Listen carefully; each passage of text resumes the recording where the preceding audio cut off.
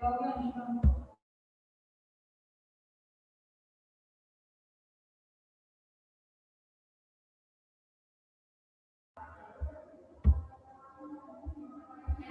Afternoon.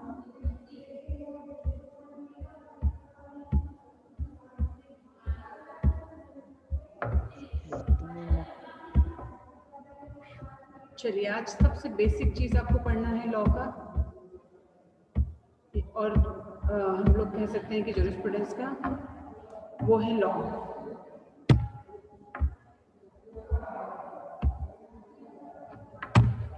विधि क्या होती है फाइनली, क्योंकि अभी तक लॉ डिग्री ले रहे हो आप लोग, डिटेल में हम इसका स्टडी करेंगे कि विधि क्या होती है। आपका जूरिस्प्रूडेंस का एक चैप्टर है विधि से रिलेटेड, पूरा इसमें कि लॉ होता क्या है, किस तरह से काम करता है और हमें लॉ की जरूरत क्यों है ना।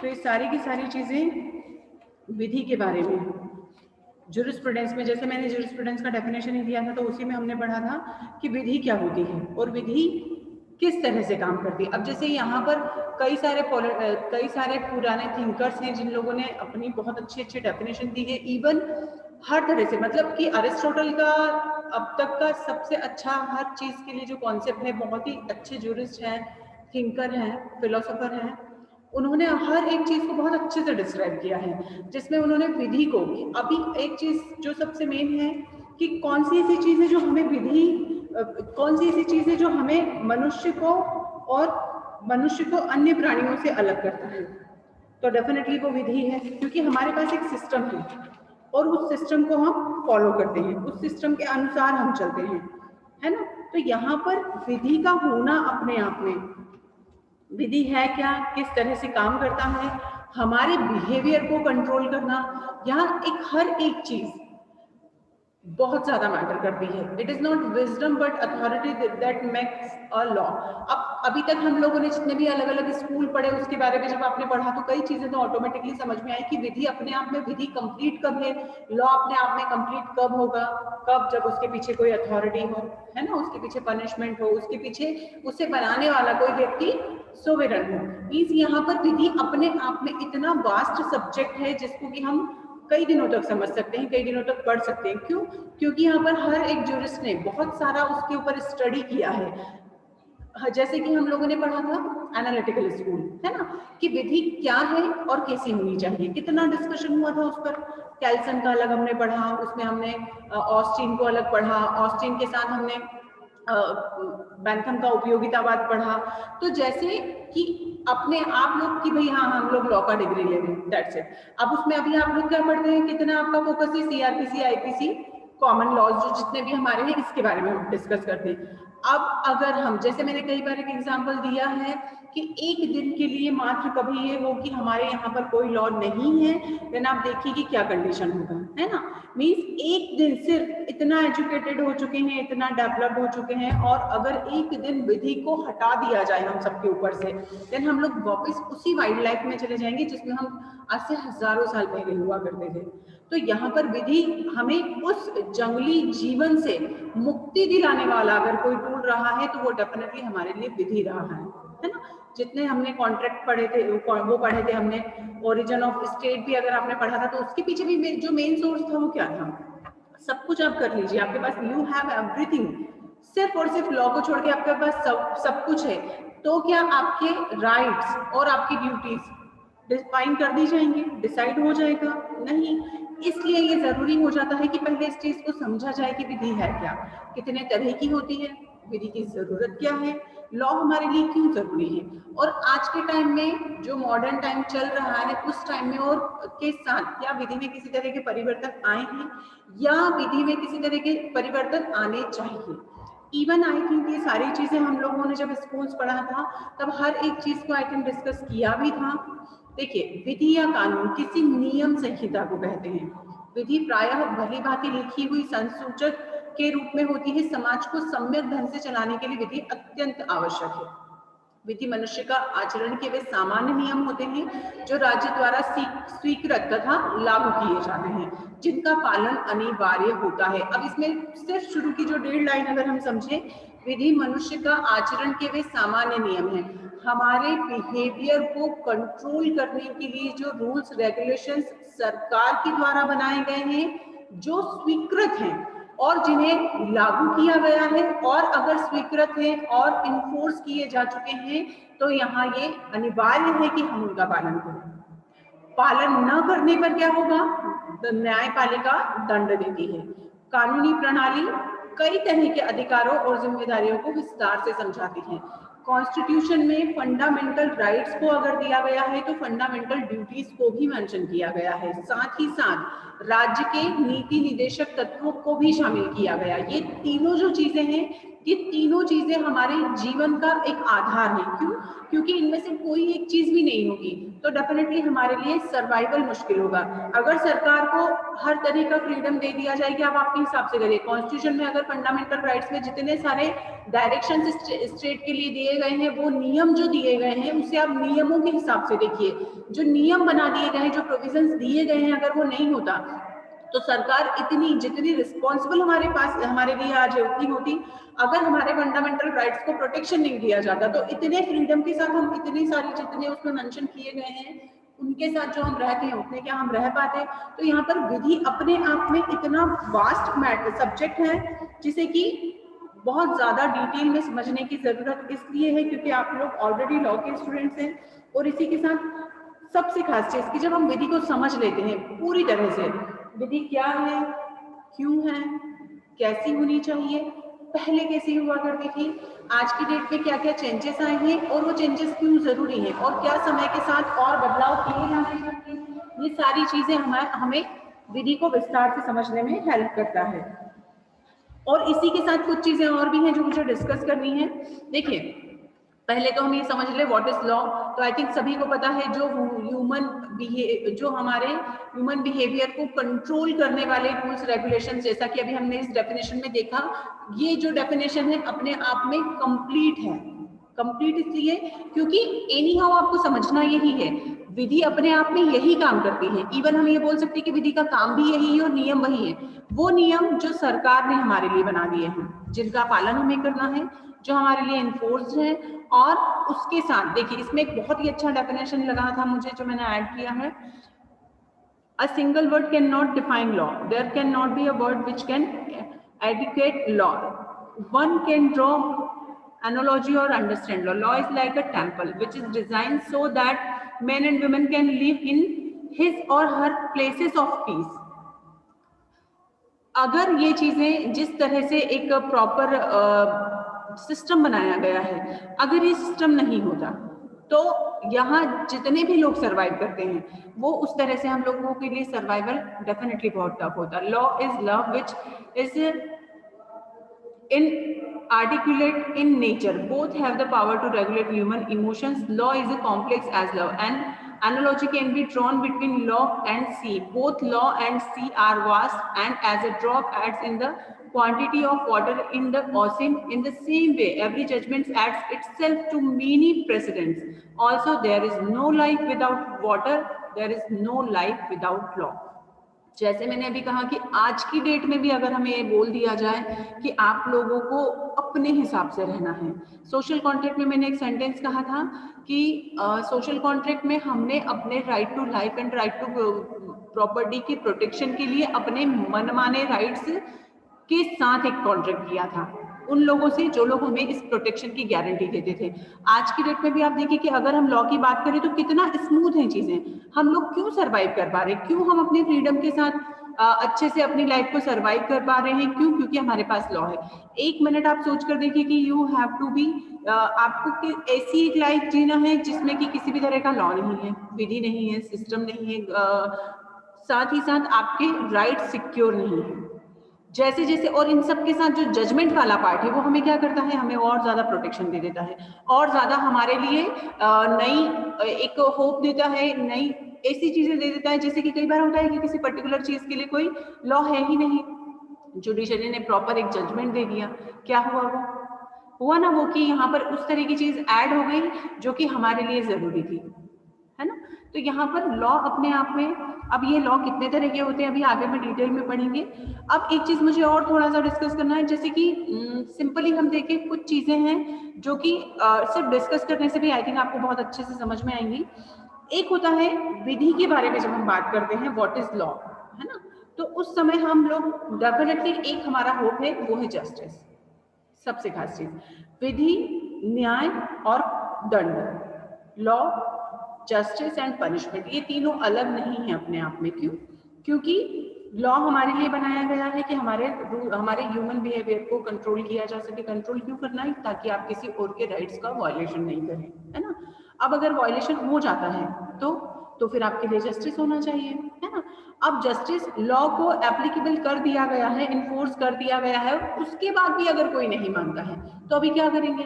तो हमारे पास एक ही चीज है पनिशमेंट, है ना। एक सिस्टम के साथ हम उसे पनिशमेंट देंगे। मीन्स यहाँ पर ये तीनों चीजें एक दूसरे से कनेक्टेड है, और ये चीज आपको हमेशा ध्यान में रखनी है कि विधि, न्याय और पनिशमेंट।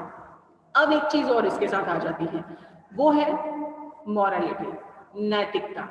क्या हम विधि के साथ नैतिकता का समावेश कर सकते हैं?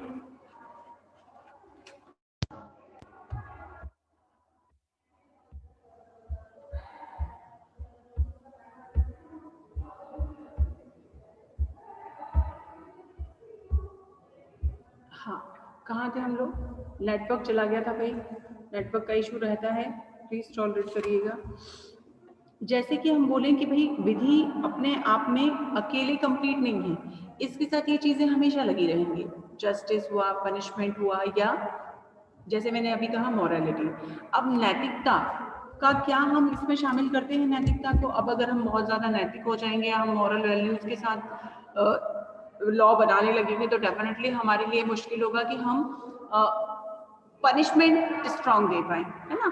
पर फिर भी आप हमेशा देखिएगा कि हमारे यहाँ जो सिस्टम हमने बनाया उसमें कई, शुरू से ये रहा है कि हमने कई नैतिक चीजों को उसमें शामिल किया है।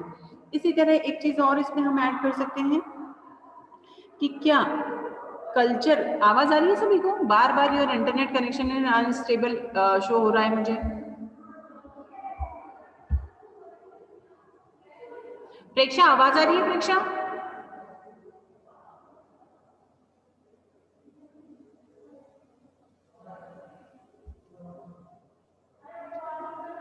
मैम, हाँ प्रवीण, आवाज आ रही है? यस मैम, थोड़ी ब्रेक हो रही है आपकी वॉइस। रुको मैं आप ठीक आ रही है वैसे। एक मिनट पे कहीं और जाती हूँ, क्योंकि बार बार मेरे पास नोटिस आ रहा है कि करते हैं तब ये मानकर चलते हैं कि हाँ हमने विधि को प्रॉपर एनालाइज किया या हमने उसका प्रॉपर स्टडी किया, क्योंकि यहाँ पर ये सारी चीजें कहीं ना कहीं विधि से कनेक्टेड हैं।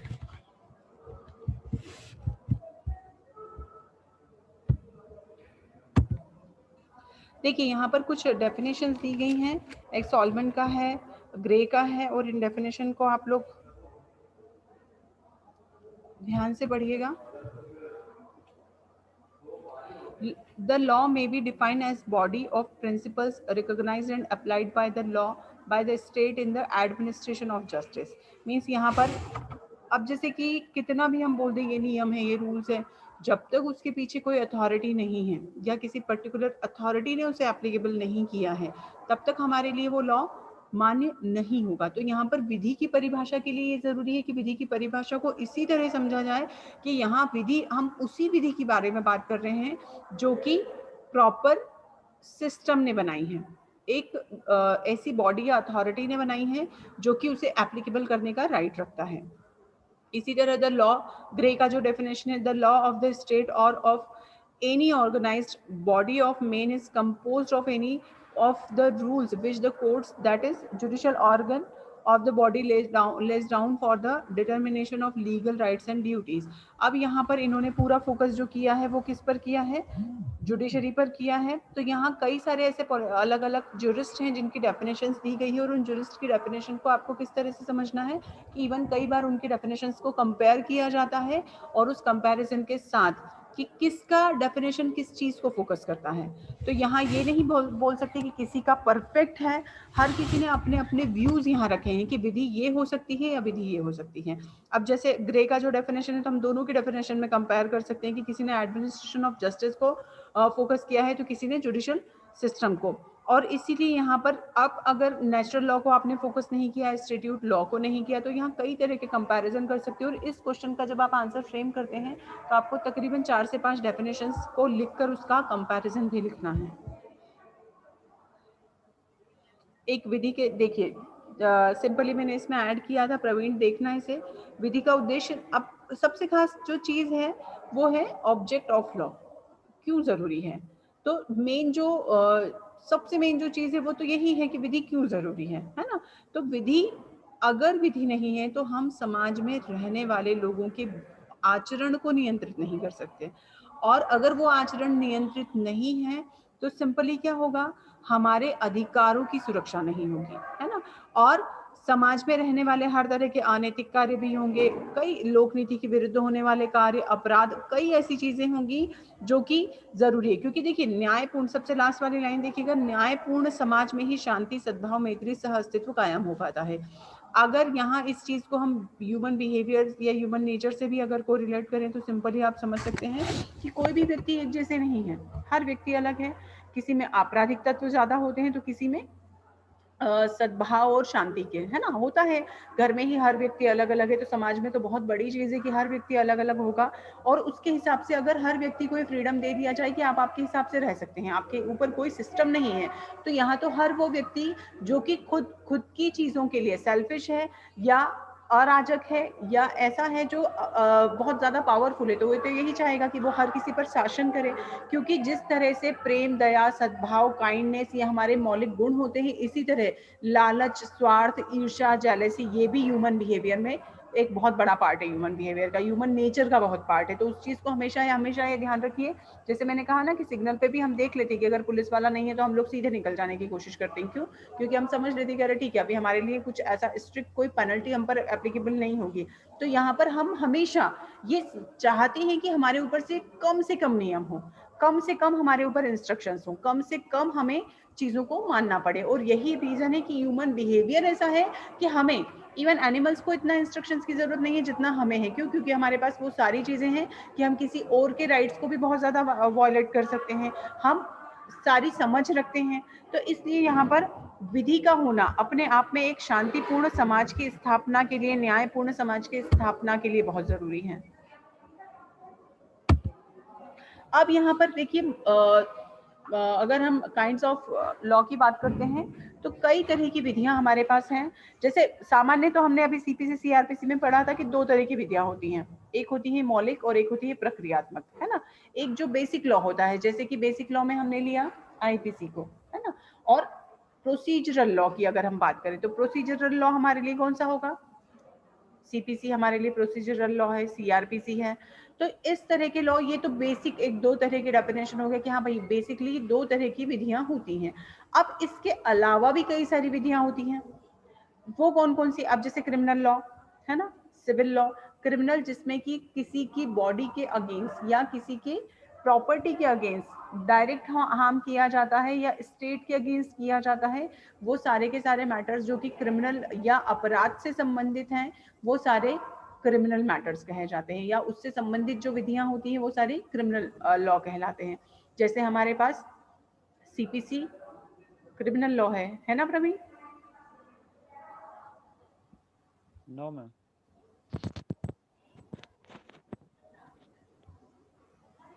क्यों मैम प्रवीण? सीआरपीसी और आईपीसी में इसके लिए बताया गया है। और सिविल लॉ की अगर हम बात करें तो हमारे पास सिविल लॉ में कितने हैं? कॉन्ट्रैक्ट एक्ट हुआ, सीपीसी हुआ, टीपी हुआ, TP means transfer of property act, tort जो हमने पढ़ा था वो हमारा सिविल लॉ था, है ना। फिर कॉमन लॉ। अब कॉमन लॉ के लिए हमेशा बोला जाता है कि जो हमारे जजमेंट्स होते हैं कोर्ट्स के द्वारा दिए गए, जो भी जुडिशरी हमें जजमेंट देता है, जो जुडिशियल प्रेसिडेंट्स होते हैं उसे कॉमन लॉ की कैटेगरी में रखा जाता है ना, कि एक समान, मतलब वो कैसे हैं, सभी के लिए एप्लीकेबल है, और जब तक उस तरह का कोई स्टैट्यूटरी लॉ नहीं बन जाता तब तक वही कॉमन लॉ एप्लीकेबल होता है। जैसे विशाखा का एक एग्जांपल है। अब स्टैट्यूटरी लॉ कौन से होंगे? अधिनियम जो होते हैं, वो सारे के सारे अधिनियम हमारे इस कैटेगरी में आते हैं। फिर कॉर्पोरेट लॉ, कॉर्पोरेट से रिलेटेड जितने भी लॉ हैं, बिजनेस लॉ से रिलेटेड हैं, वो सारे के सारे corporate law, business law, company law, आपका ये, अरे, आईपीआर से रिलेटेड सारे के सारे। इसमें एक और हम ऐड कर सकते हैं साइबर लॉ, जो कि नया कॉन्सेप्ट है। क्यों? क्योंकि साइबर लॉ बहुत पुराना नहीं है, इस तरह के क्राइम पहले नहीं हुआ करते थे, इसलिए इस तरह का कॉन्सेप्ट भी बहुत ज़्यादा जूरिस्प्रूडेंस में हमको पढ़ने को नहीं मिलता। पर क्योंकि आज की डेट में इस तरह के लॉज भी हैं और ये एक नए तरह का क्राइम भी है, इसलिए साइबर लॉ को भी हम इसमें ऐड कर सकते हैं। इंटरनेशनल लॉ, जो ऐसे नियम जो अंतरराष्ट्रीय स्तर पर बनाए गए हैं, इसको प्रवीण नोट डाउन करना है तो कर लेना। आपराधिक विधि, सिविल विधि, समान विधि, अधिनियमित विधि, कॉर्पोरेट को भी कॉर्पोरेट लिख लो, इंटरनेशनल लॉ, अंतरराष्ट्रीय विधि, जो दो या दो से अधिक देशों के संबंध में बनाई गई है, या जिसको बनाने वाली इंटरनेशनल बॉडीज ऑर्गेनाइजेशंस हैं जो कि ऑथोराइज्ड हैं, मींस उनके पास उस चीज को बनाने का, एप्लीकेबल करने का, इन्फोर्स करने का राइट है। देन लोकल लॉज, देखिए लोकल लॉज कैसे हैं? स्पेसिफिक किसी जगह के लिए, मींस पर्टिकुलर प्लेस के लिए जो कुछ लॉज बनाए जाते हैं, वो जो कि उस जगह के कारण मैटर करते हैं। और इसी तरह होते हैं स्पेशल लॉज। स्पेशल लॉ भी क्या होंगे? जो कि स्पेशल किसी जगह पर एप्लीकेबल हो सकते हैं, स्पेशल लोगों पर एप्लीकेबल हो सकते हैं, या पर्टिकुलर किसी चीज से रिलेटेड हो सकते हैं। तो यहाँ पर इतने तरह के हमारे लॉ होते हैं। इसमें आप एक और ऐड कर लीजिएगा, cyber law.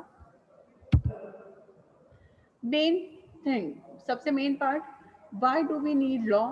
It is even required. जरूरी है कि हम लॉ की हमें जरूरत है और ये हमारे लिए जरूरी है, डेफिनेटली। क्यों? क्योंकि अगर हम लॉ के बगैर सरवाइव करना पहली चीज तो इट इज नॉट पॉसिबल।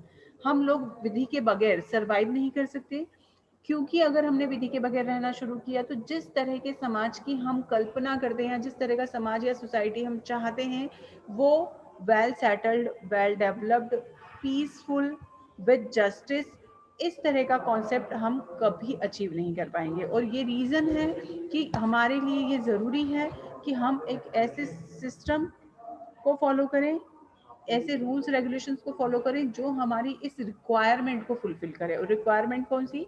जहाँ की हम एक, जैसे कि ग्रोथ, हम डेवलपमेंट चाहते हैं, ग्रोथ चाहते हैं, एक ऐसा समाज चाहते हैं जहाँ हर व्यक्ति तरक्की करे, है ना। हम हमारे फंडामेंटल राइट्स, जितने भी हमारे राइट्स हैं, उनकी सिक्योरिटी चाहते हैं। तो इन सभी के लिए क्या जरूरी है? Law acts as a medicine to cure the sufferer. बहुत ही इंपॉर्टेंट थिंग है ये, कि अगर हम, जैसे कि एक हमें नहीं पता है हमें क्या बिहेवियर करना है, ठीक। बच्चा जब बड़ा होता है, घर में जब वो रहता है, छोटा बच्चा होता है, उसे घर का हर व्यक्ति सिखाता है। क्यों? क्योंकि हमें पता है कि उसे अभी वो सेंस नहीं है कि उसे क्या करना है, क्या नहीं करना है। धीरे धीरे वो बड़ा होता है, घर के उन नियमों को अपने आप समझने लगता है जो नियम घर वालों ने बना दिए गए हैं। तो यहाँ पर अगर वो नियम नहीं होते तो उस बच्चे को कभी नहीं समझता कि ये इस तरह के नियमों का पालन हमें करना है। अब वो नियम जब धीरे धीरे, जिसे हम बोलते हैं परवरिश, जिसे हम बोलते हैं संस्कार, है ना। तो यहाँ पर जैसे हम लोगों ने भी परसों ही डिस्कस किया था जब हम स्टेट का थ्योरी पढ़ रहे थे, जिसमें हमने पढ़ा था सबसे पहले परिवार बना, देन परिवार से कुटुंब बने, कुटुंब से फिर गांव बने, गांव से शहर, शहर से स्टेट बना। अब अगर सबसे पहली यूनिट अगर हम देखें तो फैमिली है। फैमिली में भी आप लोग देखिए कि हर व्यक्ति के घर के कुछ नियम होते हैं, कुछ कायदे होते हैं, जिससे कि हमें फॉलो करना होता है। इसी तरह विधि का सेम, आप जैसे घर में आप कैसे तो भी नहीं रह सकते, इसी तरह आप स्टेट में नहीं रह सकते। क्यों? जिस तरह घर में सभी व्यक्तियों के राइट्स को प्रोटेक्ट करना है, किसी के राइट्स का वायलेशन नहीं करना, इसी तरह में स्टेट में अगर हम रहते तो हमें वहां पर भी किसी के राइट्स को वायलेट नहीं करना है। इसीलिए सिविलाइजेशन की बात हो, डेवलपमेंट की बात हो, टेक्नोलॉजी की बात हो, हमारे राइट्स की बात हो, प्रॉपर्टी का हो, बॉडी से रिलेटेड हो, किसी भी पार्ट पर अगर हम ये चाहते हैं कि हमें प्रॉपर पीसफुली किसी कंट्री में रहना है, तो definitely we have to follow the laws. फिर अलग अलग यहाँ पर बहुत सी चीजें डिटेल में डिफाइन की गई हैं। अब देखिए एक लाइन इसमें है, the current generation requires the law most. क्यों? क्योंकि आज के टाइम में चीज़ें इतनी वास्ट हैं, अगर उन वास्ट कंडीशन के साथ हमें चीज़ों को, बहुत वास्ट हैं, क्राइम का रेशो बढ़ रहा है, जितने लॉ हमारे पास है आई डोंट थिंक कि वो इनफ है। अगर वो इनफ होते तो हमारे यहाँ जो क्राइम, जिस लेवल का क्राइम अभी हमारे यहाँ पर हर कहीं की भी बात करें, जितना क्राइम अभी है इतना नहीं होता। तो इस क्राइम से को कंट्रोल करने के लिए ज़रूरी है कि लॉ को और ज़्यादा स्पेसिफिक किया जाए। Then what is the main aim of law? Law acts an instrument to provide justice. Various theories have upon the main aspect of justice. Leviathan का बुक का नाम शायद सभी ने सुना होगा। देखिए थॉमस हॉब्स ने उनकी लेवियाथन बुक में लिखा है, to this war of every man against every man this also is consequent nothing that nothing can be unjust the notion of right and wrong justice and injustice have there no place where there is no common power there is no law, where no law no injustice. So it can be concluded that in order to have justice law is needed. अगर हम ये चाहते हैं कि हम हमारे साथ justice हो, लोगों के साथ जस्टिस हो, राइट्स के प्रोटेक्शन हो, आप सर्वाइवल हमारा इस तरह का हो जहां हम जो चीज़ें रिक्वायरमेंट हमारी हैं वो सारी रिक्वायरमेंट फुलफिल हो। ये लेक्चर अगर हम लोगों का लाइव होता तो शायद मेरे कई सारे क्वेश्चंस आप लोगों से होते और आप लोगों का कई सारा क्वेरीज भी होता। एक मिनट के लिए आप देखिए कि जब हम कहीं सफ़र कर रहे होते हैं और हमको टिकट ही नहीं मिलता है, हम उस भीड़ में जब सफ़र करते हैं तो ही हम कितना ज़्यादा डिस्कम्फर्ट फील करते हैं। हम सिस्टम को हर बात पर बीच में लेकर आते हैं कि यहाँ का सिस्टम ठीक नहीं है, ऐसा नहीं होना चाहिए, वैसा नहीं होना चाहिए। इन सब के पीछे आप देखिए कि वो सिस्टम कितना बड़ा होगा, इतने लोगों को वो हैंडल करता है ना। जो भी हमारा सिस्टम है, जहां हमको जरा भी प्रॉब्लम होती है तो हम तुरंत उस सिस्टम के अगेंस्ट जाने की कोशिश करते हैं, हम उसे भरा बुरा कहते हैं। बट अगर लॉ की हम बात करें तो हम कितने लॉ को हम फॉलो करते हैं, कितनी विधियों को हम एज इट इज मान लेते हैं। क्या ये होता है? कुछ नियम तो ऐसे ही हैं, जैसे बोला जाता है अरे कुछ नियम तो तोड़ने के लिए ही होते हैं, है ना। इसीलिए यहाँ पर मॉडर्न टाइम एंड लॉ एक कॉन्सेप्ट है, क्योंकि आज की डेट में बहुत ज़्यादा ज़रूरी है कि हम जो सर्वाइवल है वो इस तरह का रखें कि हमारे ऊपर ज़्यादा से ज़्यादा लॉ फोकस किए जाएं, क्योंकि क्राइम का रेशो बहुत ज़्यादा है और उस क्राइम के रेशो के साथ टाइम टू टाइम इन्फ्लुएंस ज़्यादा है। इस तरह से कि क्राइम इजीली लोगों को अट्रैक्ट कर लेता है। क्यों? क्योंकि क्राइम जहाँ है वो शॉर्टकट है। देखिए क्राइम क्या है? विधि का उल्लंघन। सिंपली जहां आपने विधि का उल्लंघन किया और वो एक्ट आपका किस में कन्वर्ट हो गया? क्राइम में। जहां आपने विधि को तोड़ दिया, आपका वो एक्ट जो था वो क्राइम में कन्वर्ट हो गया। और ये जो क्राइम है ये इतना इजीली लोगों को अट्रैक्ट करता है। A crime is one place may be an ordinary act of another. Thus, nothing is wrong or right. It is now the law of the state which governs the act. It is customs, practice, and habits that become law. अलग अलग culture, अलग अलग rules regulations के कारण कई ऐसी चीज़ें हैं आज के टाइम में हम देखते हैं कि जैसे नए लॉज आते रहते हैं। क्यों आते रहते हैं? क्यों? क्योंकि वो हमारी नीड है, सोशल नीड है। और वो सोशल नीड क्यों है? क्योंकि आज की डेट में जिस तरह से, जैसे मैंने अभी बोला कि भाई साइबर लॉ पहले नहीं हुआ करता था, आज की डेट में हमारे पास साइबर लॉ भी है। क्यों? क्योंकि साइबर क्राइम पहले नहीं होते थे। टेक्नोलॉजी फ्रेंडली हम लोग नहीं थे, तकनीकी ने इतना विकास नहीं किया था। आज की डेट में हर वो तरह का क्राइम हमारे पास है जो कि पहले नहीं हुआ करता था। मतलब पहले तो बेसिक हमारे कल्चर था, उस बेसिक कल्चर से रिलेटेड या बेसिक सोशल नीड के अकॉर्डिंग जो सिस्टम था उसी के अकॉर्डिंग क्राइम भी हुआ करते थे। आज क्राइम वर्स्ट होता जा रहा है। क्यों? क्योंकि आपका पनिशमेंट वाला पार्ट जो है और सिस्टम वाला पार्ट है वो इतना स्ट्रांग नहीं है। पहले के अगर आप लोगों ने पनिशमेंट का थ्योरी अभी आप लोग पेनोलॉजी में पढ़ेंगे और उसमें आपने पढ़ा होगा कि पनिशमेंट जो कठोर हुआ करता था वो आज से पहले के ज़माने में कहीं ज़्यादा था। आज तो हम लोग किस पर आ गए? रिफॉर्मेटिव पर आ गए। फिर फंडामेंटल ह्यूमन राइट्स हमेशा बीच में आ जाता है कि अरे ह्यूमन राइट्स के अगेंस्ट है। तो इवन कैपिटल पनिशमेंट के लिए कई बड़ा विवाद हमेशा चलता रहता है। कई कंट्रीज ने उसे ख़त्म कर दिया है। क्यों? क्योंकि पनिशमेंट कई ऐसे ज्यूरिस्ट हैं जिन्हें ऐसा लगता है कि पनिशमेंट हर चीज का हल नहीं है। अब यहाँ पर अगर हम क्राइम को कम करना चाहते हैं तो फिर हमारे पास क्या चीजें होनी चाहिए? क्राइम को कम करना मतलब विधि का सही रूप में पालन करवाना।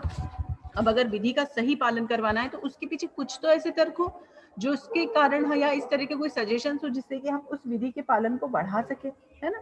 तो यहाँ पर आज की डेट में या कभी भी बहुत ज्यादा जरूरी रहा है कि विधि का जो पालन है उसे करवाने के लिए कुछ भी ऐसे और स्ट्रिक्ट, जैसे पनिशमेंट मैंने कहा, या फिर ऐसे नियम सिस्टम आप स्ट्रॉन्ग कर दीजिए। आज के हमारे यहाँ का जो कई सारी ऐसी लचर व्यवस्थाएं हैं, सिस्टम बहुत ज्यादा पुअर है कि आपको एक छोटे से आपका राइट का वायलेशन हुआ है, आपके साथ कोई क्राइम हुआ है, उसके लिए आपको एक टफ प्रोसीजर से गुजरना होता है कि आप पुलिस थाने जाएंगे, देन जुडिशरी में लंबे टाइम तक आपका केस चलेगा, उसके बाद भी आपको गारंटी नहीं है कि कितने दिनों में आपको जस्टिस मिलेगा। इस सिस्टम को अगर कंट्रोल कर लिया जाए तो आई थिंक जो पर्पस है लॉ का वो शायद ज्यादा अच्छे से फुलफिल हो पाए, है ना। तो इस तरह विधि की अगर हम बात करते हैं तो विधि अपने आप में कंप्लीट कब है? जब उसके साथ ये सारी चीजें हैं, जस्टिस, पनिशमेंट, मॉरलिटी, हमारे सोशल वैल्यूज और social need. Social need means जैसे आज की डेट में हमें क्या चाहिए उसके अकॉर्डिंग क्या हमारे पास विधियां हैं। तो इन सभी चीजों के साथ जब विधि बनाई जाएगी या विधि है तो वो अपने आप में कंप्लीट है। ओके, इसका एक फुल लेंथ का आंसर आप लोग तैयार करेंगे और इसमें मुझे सजेशन वाला पार्ट आप ही लोगों से चाहिए कि अगर विधि की नैतिक विधि अगर अपने आप में कंप्लीट, विधि कंप्लीट है पर उसका पालन सही तरीके से अगर नहीं किया जाता है तो उस कंडीशन में क्या ऐसी चीजें होंगी जो हमें यहाँ पर हेल्प करती हैं।